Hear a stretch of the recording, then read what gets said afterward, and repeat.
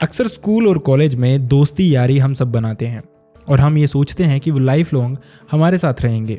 लेकिन आज मध्य प्रदेश गुना का जो इंसिडेंट मैं आपके सामने लेके आया हूँ वो आपके रोंगटे खड़े करके रख देगा। आपको जब भी लगना शुरू होगा कि इस केस का मेन कल्प्रिट शायद ये होगा, तभी के तभी आप गलत साबित हो जाओगे। ये केस इतना ज़्यादा अजीब था, इतना ज़्यादा मिस्टीरियस था कि पुलिस तक घुटने टेक चुकी थी इसमें। तो चलिए शुरू करते हैं।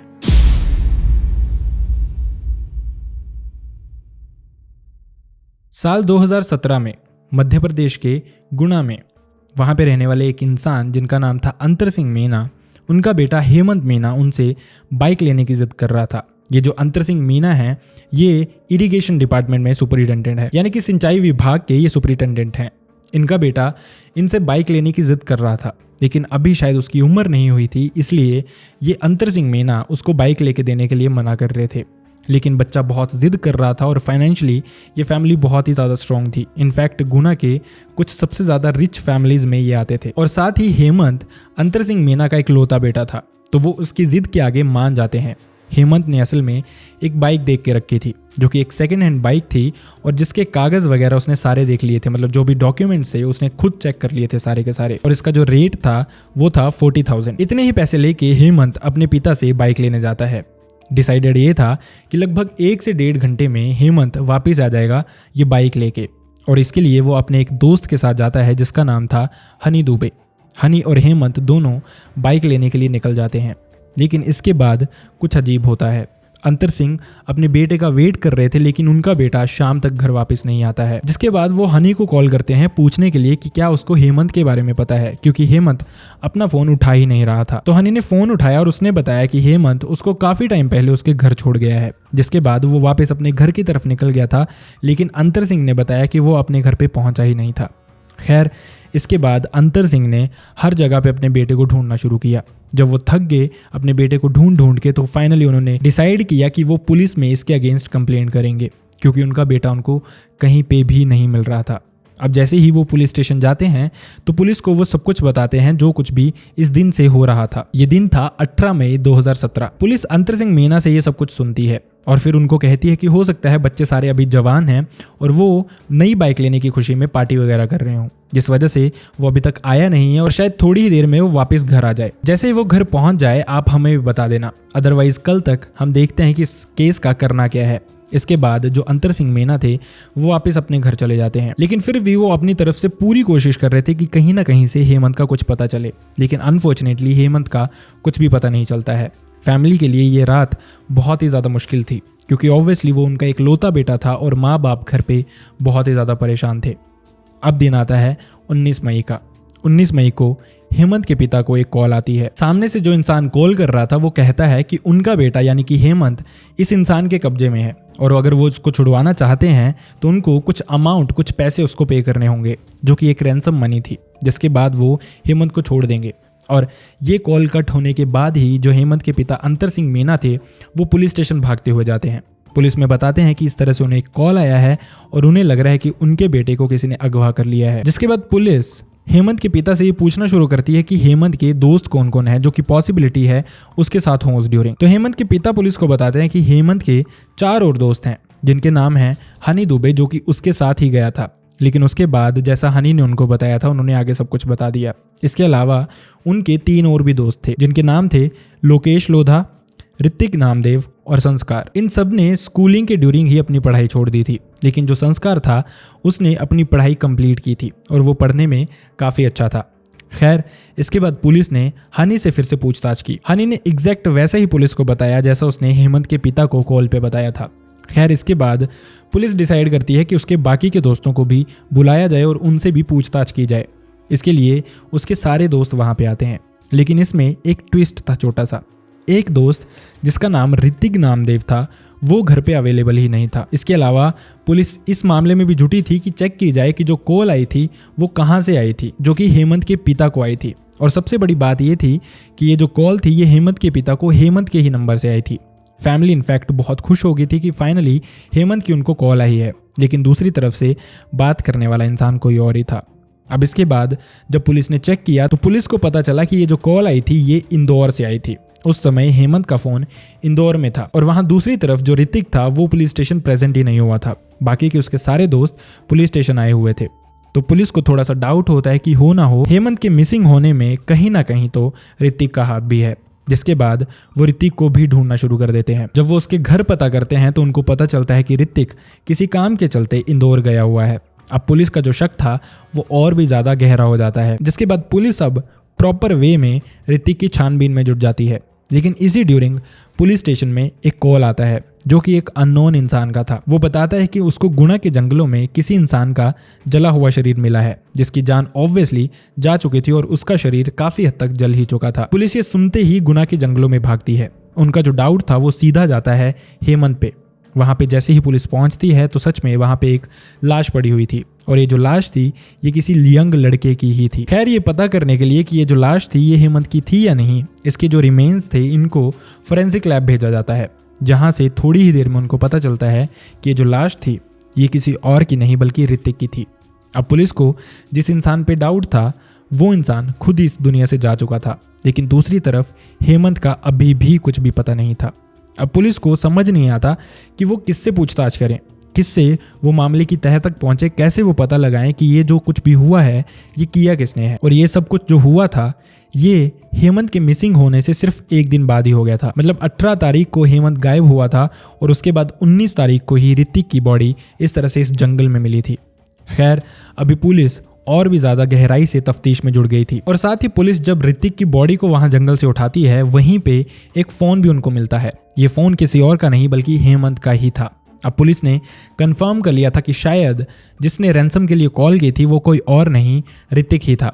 दूसरी तरफ जो हेमंत के पिता थे उन्होंने भी पुलिस को यही बताया कि उनको ऐसा लग रहा था कि जिस इंसान ने कॉल की है वो आवाज उन्होंने कहीं ना कहीं सुनी है और शायद कोई इंसान अपनी आवाज़ को मोटा करने के लिए कोई कपड़ा मुंह पे रख के फ़ोन पे बात करने की कोशिश कर रहा था, लेकिन वो समझ गई थी कि शायद वो आवाज़ ऋतिक की ही थी। अब पुलिस को फिर से जो शक होता है वो हेमंत के बाकी बचे हुए दोस्तों पे होता है, क्योंकि पुलिस जानती थी कि अगर ऋतिक ने भी हेमंत को उठाया था तो वो अकेला उसको अगवा नहीं कर सकता था। उसने किसी ना किसी का साथ तो ज़रूर लिया होगा और मोस्ट प्रोबेबली वो उनके फ्रेंड्स ही हो सकते हैं।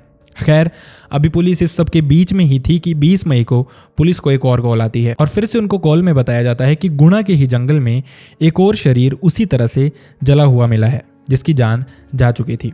अब पुलिस फिर से जाती है और उनको फिर से यही डाउट था कि शायद हो ना हो ये जो लाश है ये हेमंत की ही होगी। अब पुलिस हेमंत के माता पिता को लेके वहाँ पे पहुँचती है।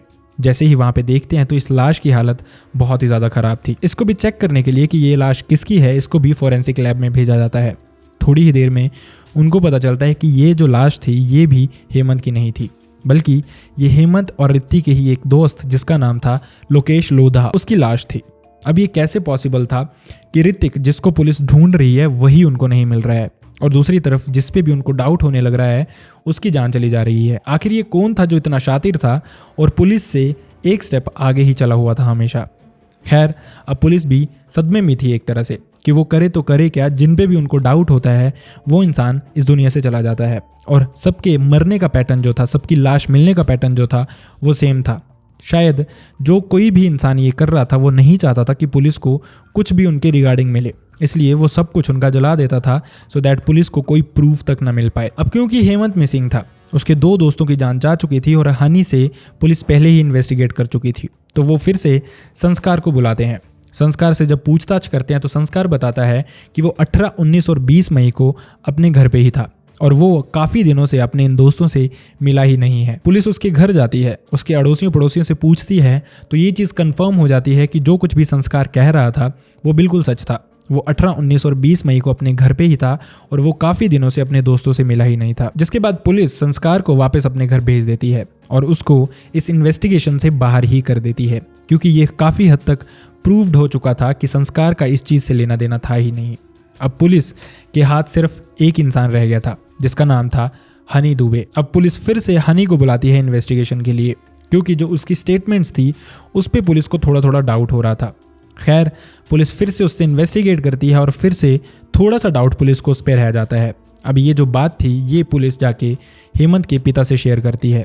वहीं जो हेमंत के पिता हैं उनके दिमाग में भी एक चीज़ आती है जो कि काफ़ी टाइम से उनके दिमाग में चली हुई थी, लेकिन उनको लग रहा था कि शायद इस चीज़ का इस केस से लेना देना हो ही नहीं सकता। उन्होंने बताया कि जो हनी दुबे की माँ है यानी कि पूनम दुबे, उनके घर हेमंत का बहुत आना जाना रहता था। इनफैक्ट हनी उसका बेस्ट फ्रेंड था, लेकिन हनी जब घर पे नहीं भी होता था तब भी हेमंत उसके घर जाता रहता था।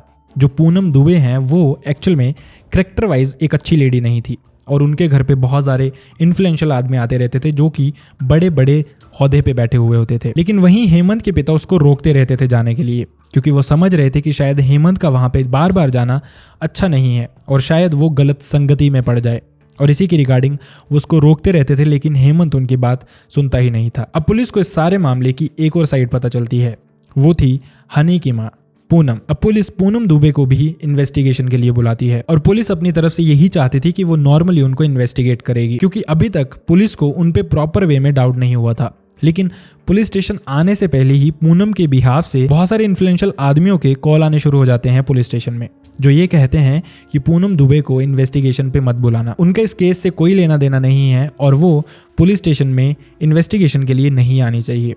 अब जैसे ही पुलिस ने ये सारी कॉल्स देखी तो उनको जो डाउट पूनम दुबे पे था वो और भी ज़्यादा बढ़ गया, क्योंकि अगर वो कल्प्रिट नहीं थी तो उसको पुलिस स्टेशन में आने के लिए प्रॉब्लम क्या थी। जिसके बाद पूनम दुबे को पुलिस स्टेशन में बुलाया जाता है और ये जो इन्वेस्टिगेशन है ये स्टार्ट की जाती है।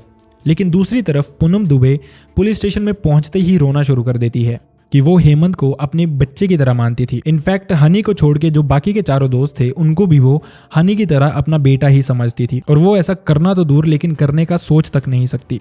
लेकिन पुलिस जानती थी कि कुछ ना कुछ तो इस चीज़ में गड़बड़ ज़रूर है, तो वो माँ बेटा दोनों को ही सेम टाइम पे इन्वेस्टिगेशन पे बैठाते हैं और दोनों की जो स्टेटमेंट्स थी वो मैच नहीं होती हैं। जिसके बाद पुलिस समझ जाती है कि हो ना हो इन दोनों का ही लेना देना इस केस से है, तो वो पूनम दुबे को इसके बाद रिमांड में लेते हैं, जहाँ पे पूनम दुबे थक हार के सच बताती है, और जो सच था वो बहुत ही ज़्यादा भयानक था। पूनम दुबे अपने बेटे हनी दुबे के साथ गुना में ही रहती थी, जो कि अपने पति से वो अलग होकर रह रही थी, क्योंकि जैसा मैंने आपको बताया कैरेक्टर वाइज वो लेडी इतनी अच्छी नहीं थी और वहीं उसको पैसे का बहुत शौक था। लग्जरी लाइफ जीना उसको बहुत ही ज़्यादा पसंद था और वो हर चीज़ करती थी जिससे वो पैसा कमा सके। लेकिन जैसे ही वो गुना में शिफ्ट हुए थे तो उसको अंतर सिंह मीना के बारे में पता चला था, जो कि हेमंत के पिता थे, और वो जानती थी कि ये बहुत ही ज़्यादा रिच हैं और इसके लिए पहले वो अंतर सिंह मीना को अपने जाल में फंसाना चाहती थी। लेकिन जब उनकी तरफ से कोई भी रिस्पॉन्स नहीं आया और दूसरी तरफ जब उसने देखा कि उनकी वाइफ भी उनके साथ रहती है और उनका एक बेटा भी है,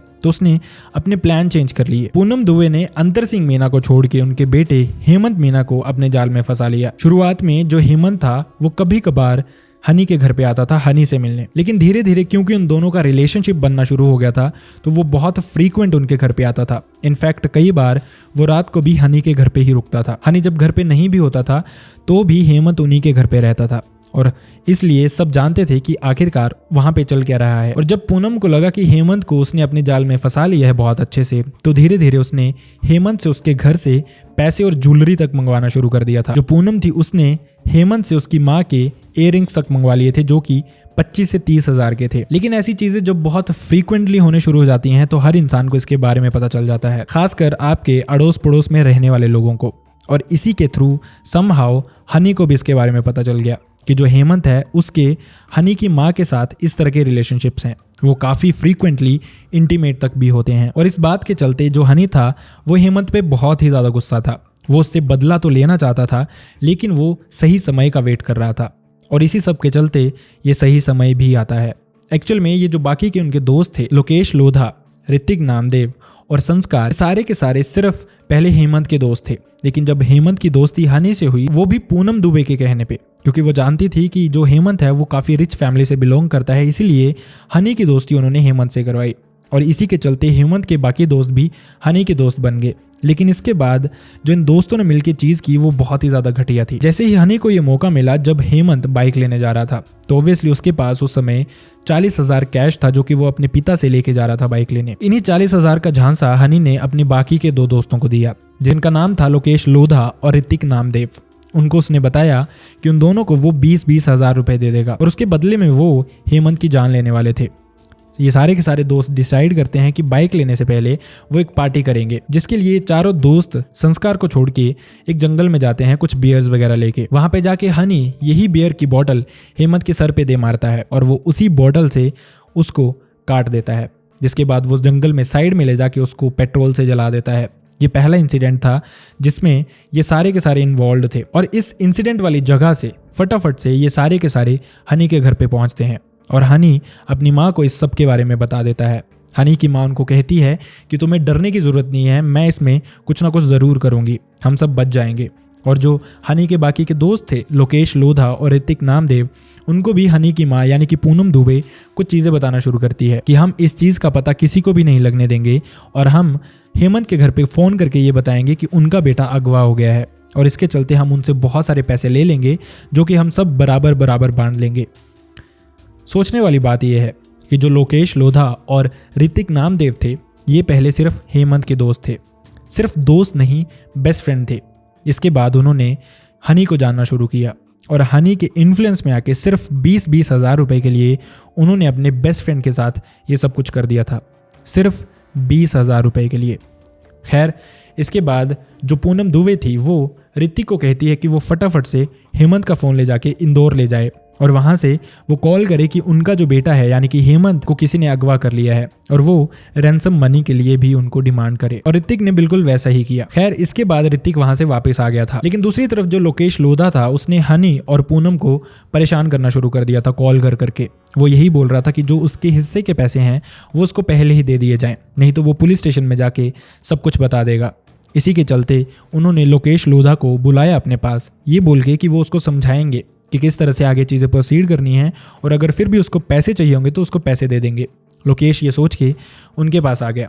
जैसे ही वो वहाँ पे पहुँचा तो ऋतिक नामदेव, हनी दुबे और पूनम दुबे तीनों ने मिलके उसको मार दिया और उसी तरह से जैसा उन्होंने हेमंत के साथ किया था बिल्कुल वैसा ही उन्होंने लोकेश के साथ भी किया, उसको भी जला दिया। इसके बाद ऋतिक, हनी दुबे और पूनम दुबे वापस अपने घर की तरफ आ रहे थे, लेकिन चलते ही चलते पूनम ने हनी को इशारा किया और पूनम का इशारा देखते ही हनी ने ऋतिक को भी वहीं पे मार दिया और सेम वही चीज़ उसके साथ की जो उसने लोकेश के साथ की थी। अब इन दोनों ने मिलके तीनों दोस्तों की जान ले ली थी, जिसके बाद वो वापस से घर आ गए और चुपचाप बैठे रहे। खैर इन दोनों माँ बेटे का प्लान तो यही था कि वो पुलिस से बच जाएंगे समहाउ। जिस तरह की वो चीज़ें कर रहे थे शायद वो बच भी जाते अगर पुलिस को कहीं ना कहीं से हनी पे डाउट नहीं होता तो। खैर हेमंत के माता पिता को काफ़ी टाइम तक इस बात पे यकीन ही नहीं हुआ था क्योंकि उन्होंने अपने बेटे की बॉडी अभी तक देखी नहीं थी। लेकिन जैसे ही इन दोनों से इन्वेस्टिगेशन हुई तो ये दोनों पुलिस को गुना के जंगलों में लेके गए, जहाँ पे उन्होंने दिखाया कि हेमंत की बॉडी कहाँ पे है और वहाँ पे पुलिस ने हेमंत की बॉडी भी रिकवर की। इसके बाद 2022 तक इस केस का ट्रायल चलता रहा, लेकिन 2022 में इन दोनों को लाइफ इम्प्रिजनमेंट की सज़ा सुनाई गई। इस तरह के बहुत सारे इंसिडेंट्स हैं जो हमें ये यकीन दिलाने पे मजबूर करते हैं कि चाहे कोई भी इंसान आपका कितना ही सगा क्यों ना हो, लेकिन अगर किसी भी इंसान पे आपको लगता है हल्का फुल्का भी डाउट होता है तो उस डाउट को सीरियसली लें। आई रियली होप आपको ये वीडियो पसंद आई होगी, वीडियो से कुछ सीखने को मिला होगा। मिलते हैं अगली स्टोरी के साथ। See you next time in the next video. Bye bye.